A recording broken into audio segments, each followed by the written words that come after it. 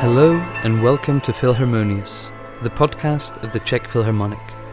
My name is Ian Mikyska, and today I'm going to be talking to Pierre Aimard, who has been a huge presence in both classical and contemporary music for over 50 years. We met before his performance of Ravel's piano concerto at the Rudolfinum for a delightful conversation about his life in music. I hope you enjoy it.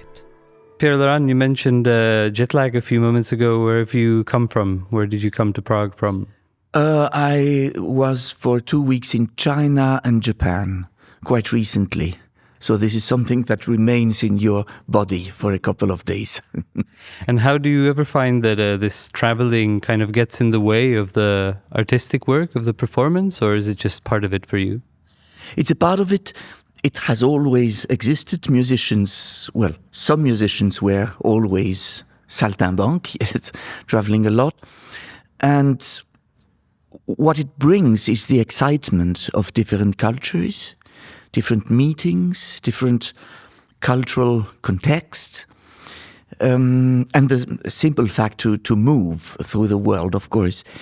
What it takes from you, of course, it's that sometimes it's tiring, irritating, time-consuming, force-consuming, etc., what everybody knows. So one have to find the right balance. But for example, comparing with the musicians of the past, we've never been able to travel as much and as far and as quickly as before. Did you ever feel the need to maybe work more like Bach, who would go somewhere for a few months, or Liszt, who would go on his tours, but he would stay in Paris for weeks? Did you ever feel any need to slow down? Or? Well, you are right, but we shouldn't forget how hard it was sometimes with the existing transportations ways, and it was really very virtuosic for some players. So it's today easier and maybe even a bit more hysterical. But it's nice that you say it's virtuosic, not just the playing, but also the traveling and the whole lifestyle, right? It's the virtuosity of everything together, I guess. Well, it's a discipline and a work to try to keep an inner and physical balance so that you can provide the right message at the right moment, of course.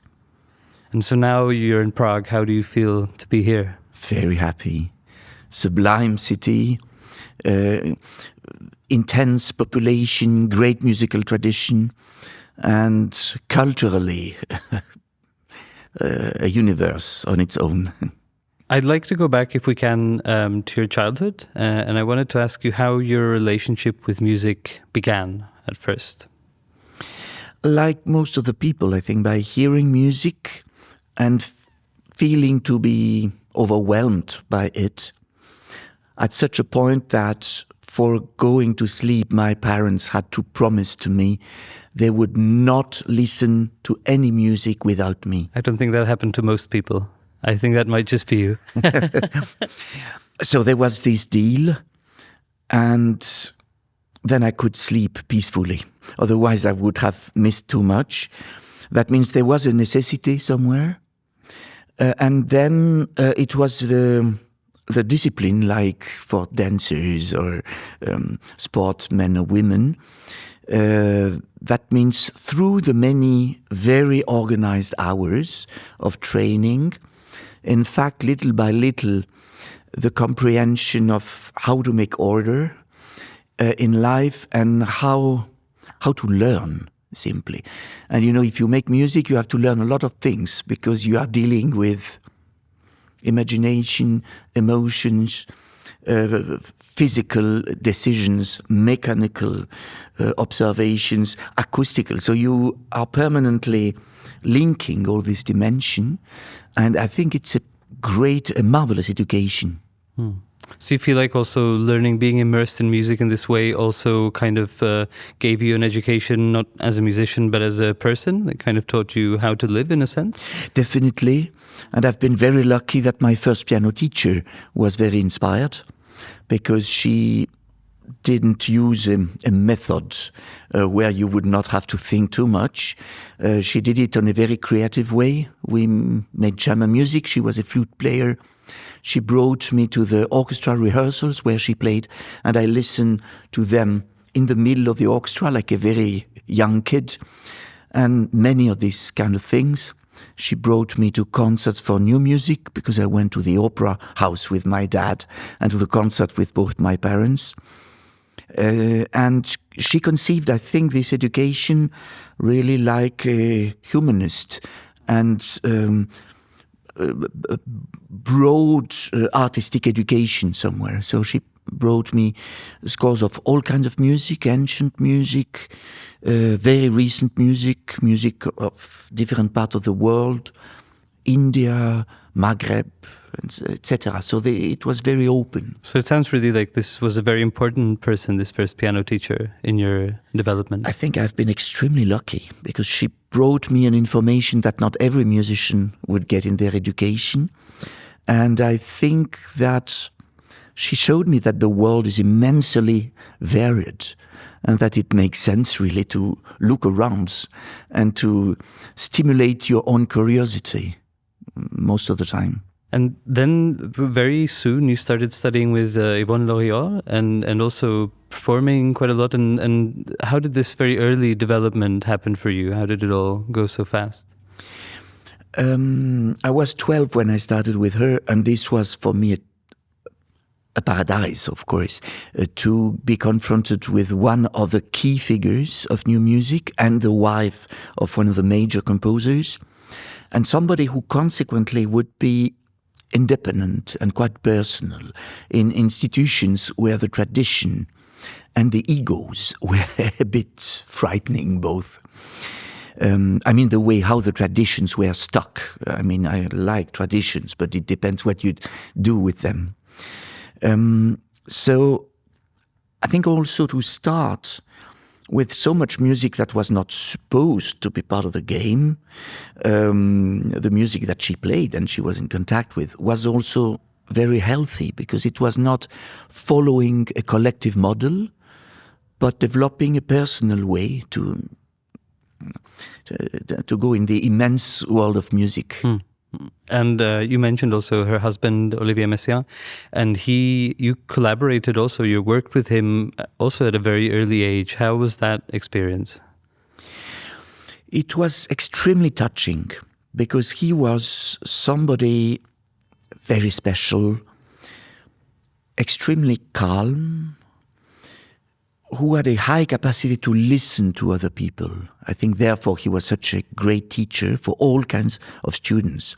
But even for a young child like me, or a young teenager, I was really surprised by the fact that this Pope of the music would take time really to listen to a young guy who had nothing to say, obviously. And this he had in music, obviously. We hear that in his music. And he had the capacity to make peace somewhere. Well, the place of the silence in his compositions, I think, reflect that. So it was a very touching experience. It sounds like both of them kind of have qualities, or that you gain qualities from them that are otherwise a little bit lacking maybe in musical life or in musical institutions, this kind of individualism, quietness, listening. Would you say that that's true, that they have helped you find a kind of individual way through all of this? The big creators lead us, I think, to intensity, courage and independence. And of course, the other humans try to do their best. We all try to do our best. But somewhere, we need this inspiration, this exceptional vision somewhere. And otherwise, we share our values. And the risk is always to fall into a kind of academism. So this is why I decided at an early stage to be as close as possible from as many creators as possible, because they keep us awake all the time. We can't, sleep on our certitudes or successes. It's every day really a gain in question, I think.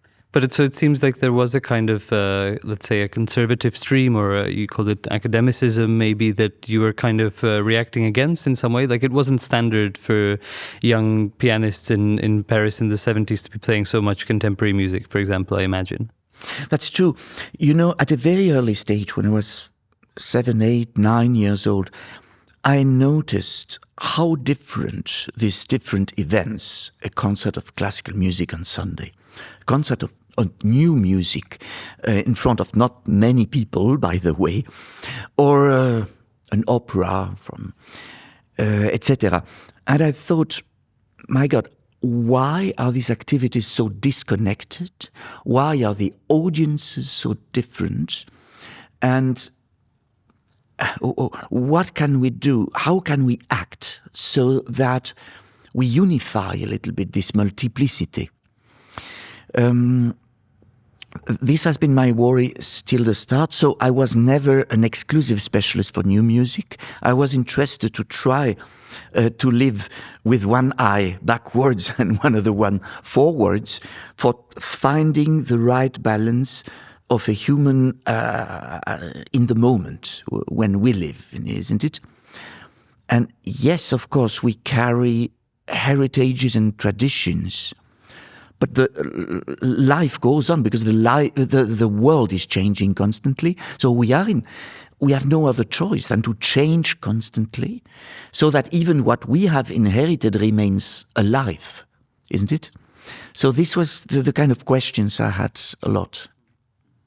I think also you are quite a special case in that you were so fascinated by this new music from a very early age, which at least for me definitely wasn't the case. It was something that, and for a lot of people that I've talked to this about, came usually during the teenage years, let's say. But you had this strong fascination from when you mentioned 7, 8, 9. Can you kind of think back to what that overwhelming fascination was, and do you try to use that to kind of communicate this music to audiences? It's not easy to tell exactly, but I remember that there were some moments during this concert when obviously something extremely strong, essential happened, that you could not explain, because when the music is new, it's a new language. You have to get used to it, to learn it maybe. So I had no clue very often about how to describe it or catch it or understand it. But obviously there was something inevitable that happened. And I think it is what we do. We discover constantly things, because humanity is permanently creative in all territories. I mean, technology, sciences, space, etc. And we have to adapt ourselves. We can refuse these new things. This is the Galileo story, of course. And this happens all the time. It's strong resistance of the society. We see the same thing politically. When the world goes fast, people are afraid and they want to go back. But one doesn't go back in life. The cells are going on and on. You've talked about these different audiences for the opera, for the classical music concert, the new music concert. Now, in this situation that we were talking about, it's almost half a century ago. How do you feel it's developed? Has that changed during your career?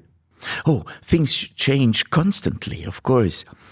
Some of the destabilizing young creators from then became established, valued, sometimes disappointing, sometimes a bit forgotten, sometimes they became classical and they changed the world through its influence and presence.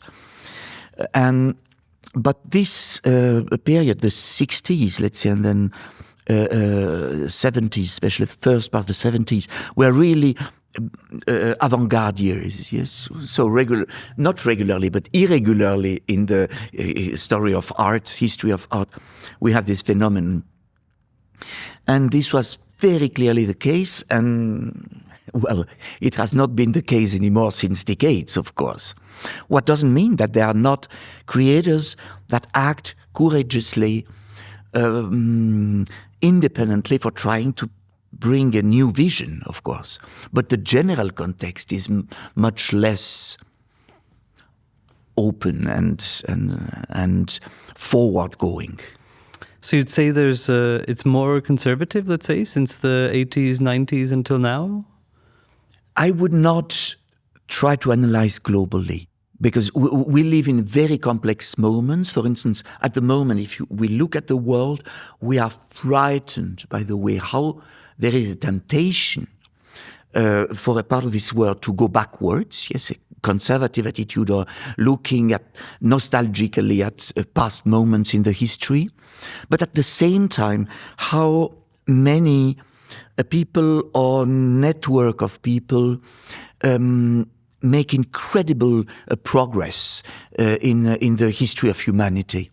So this world is so complex, and this is, I think, what always happens at a moment when there are very fast changes.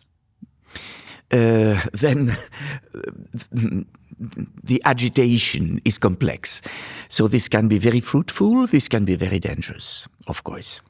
And how have things changed for you, for example, in how you consider which composers to collaborate with, or which pieces to play, which new music and so on, or older pieces as well? It's as simple as that. When in the 90s, let's say, Ligeti wrote all these new pieces, and I was then really close to him all the time. This was new music, really. And now, 30 years later, for me, it's still as alive as it was and necessary, but for the young people, it's a part of the history. So if I propose this music, well, to some piano series in the world, some of them could say, oh no, it's too adventurous for us. But most of the other people say, well, sorry, that's an old story. Don't you have newer things? Of course, we need all the time people who live at the same moment as us, are informed and cultured in the same world, and propose a vision. We need that artistically. And do you have a particular way of finding such creators, finding such artists? I have no miracle recipe, and I'm not sure I'm the best at that. I'm sure that younger people have probably a better intuition, a better understanding of this world. But, well, I try to remain as fresh as I can, and to remain open, especially open-minded. I'd like to go back to one more figure. When you were 18, you were one of the founding members of the Ensemble Intercontemporain with Pierre Boulez, obviously the founder, and he was, along with Messia, a huge presence in the French music world. And you stayed in the ensemble for another 19 years, I think. How did that experience influence your career as a performer, and also working with Boulez? It was a very strong experience, because Boulez was a giant. He was, well, as everybody knows, an incredible composer. He was a great intellectual. He was a marvelous musician with a phenomenal musical intuition. He was a great professional with an extraordinary knowledge. And he was very strong for creating institutions and permanently fighting, permanently creating events in the cultural world. So this was really the one of the strongest things one could imagine. And there, for a young musician, you could learn about, well, music making together, about the creation. Most of the composers were there and were played there. You could also have a connection with new technologies, make a lot of experiments, like I did sessions of improvisation with Vinko Globokar, or tests for research about musical perception, etc., etc. And then there was the intellectual life of Boulez, teaching at Collège de France, speaking about music at a very high, impressive level, but also bringing to the musical world great spirit of his time. There was also his background with the theatre, as he used to be for 10 years long in the Compagnie Renaud Barrault. And consequently had a feeling for the theater and for writers. And so he invited also great figures to bring their enlightenment. And then there was the life of concerts, and with such a professional you would learn all the time, and the world of recordings. For a keyboard player, you would play all kinds of instruments, so cembalo, celesta, all kinds of synthesizers, prepared piano, etc. And you could also work with all kinds of instruments and voices. I've accompanied an enormous amount of marvelous singers in very different repertory. It seemed to be endless. So this is in fact one of the reasons why I stayed much longer than what I would have expected, because I thought this man renews himself so much and he generates so much confidence and energy around him. He was so respectful of people working with him. I thought it was a treasury to go on there. And I was only working third time for the ensemble. That means I had a part of that, the life I wanted to have. So I thought it was a very marvelously enriching experience. I wanted to ask about your relationship with the piano. I find it something that many pianists have quite a problematic, perhaps, relationship with it, and I wanted to ask you about yours. The piano has never been an icon for me.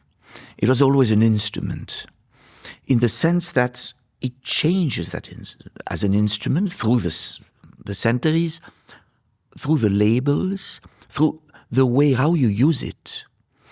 One says sometimes this pianist has this kind of sound.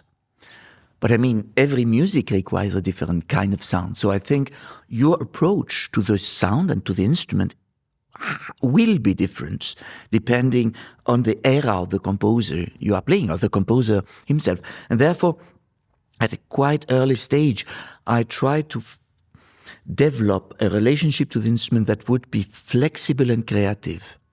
That means I tried, when I was 27, 28, I had a kind of crisis, what is always very fruitful in any life, especially artistic life.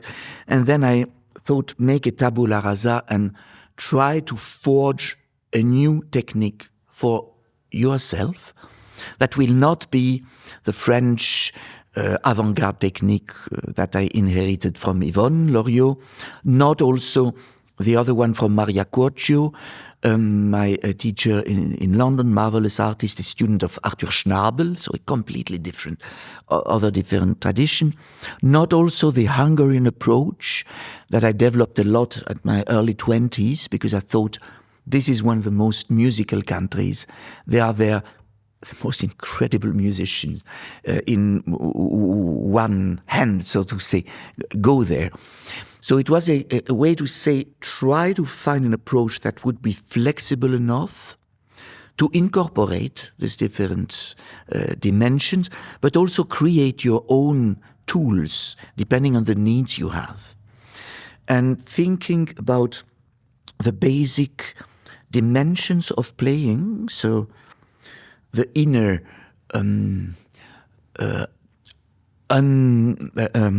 side that you cannot define or rule somewhere. All the physical elements, that means how emotions or how the energy give a dynamism to the body and how to orientate it.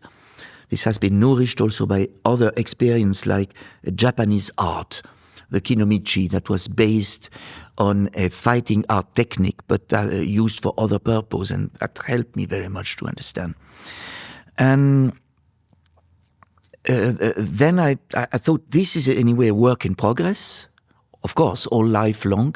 So a technique is not a model that you will apply for a system, of course.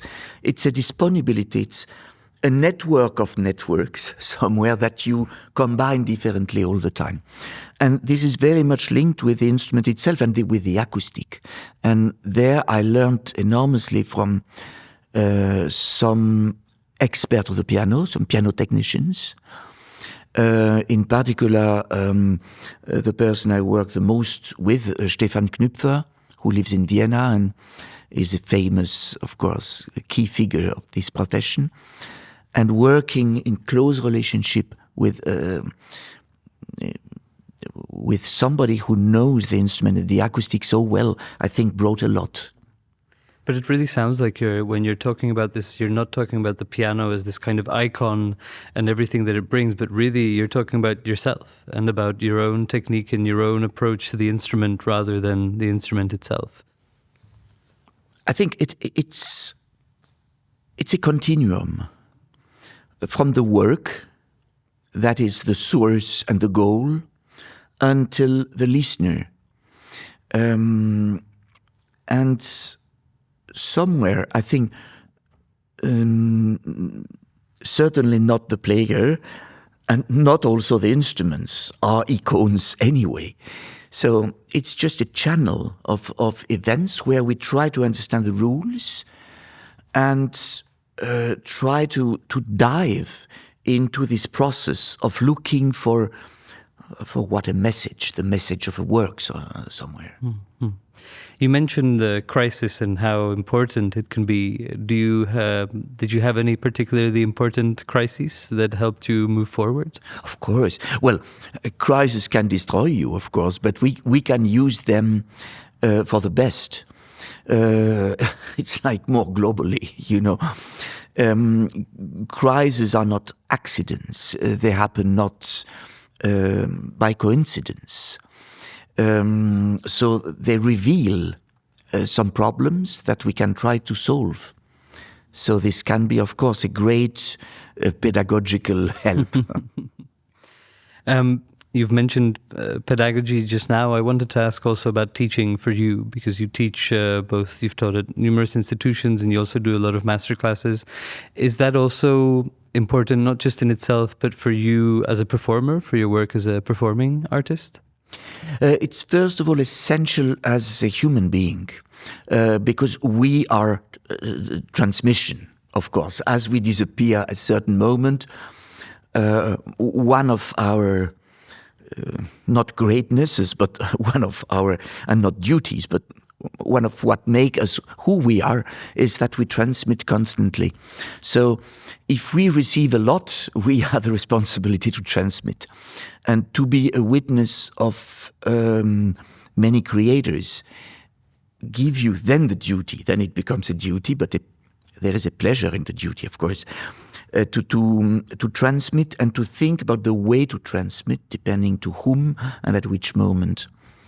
So, in fact, I think the transmission to younger generations is a part of us, and it is also nourishing us, obviously, to do that, because we have always to listen to the younger people and to understand how we can transmit what we received. So this is a reflection on the world and its permanent transformation.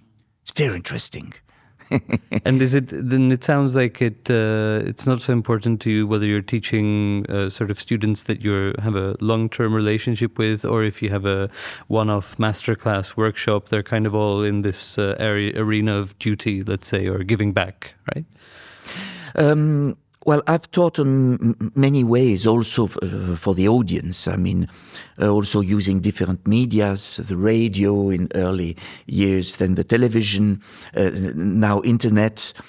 But of course, nothing replaces a long-term accompaniment of somebody's development, because then you have to go deep and consequently and accompany somebody in his or her development is something magnificent, very demanding, and